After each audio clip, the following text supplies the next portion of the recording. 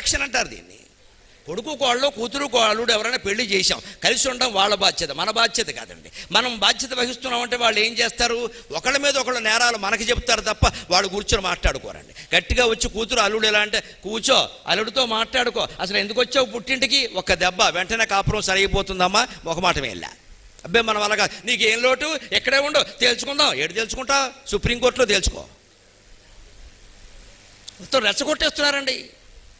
ఇదివరకు ఆడపిల్లని అత్తారింటికి పంపిస్తే ఆడపిల్ల తల్లి కన్నీళ్లు పెట్టుకుని, అయ్యా జాగ్రత్తగా చూసుకో, అయ్యా జాగ్రత్తగా చూసుకో, అయ్యా ఏదో ముద్దుగా పెంచావమ్మా మా అమ్మాయి, కాస్త చూసుకోనే. ఇప్పుడు అలా లేదండి. ఇగో చూసుకో అమ్మా జాగ్రత్తగా, ఏమైనా తేడా వస్తే వచ్చే, మనకి మీ నాన్న అలాగే అంటాడు. వాడు వెర్రాడు.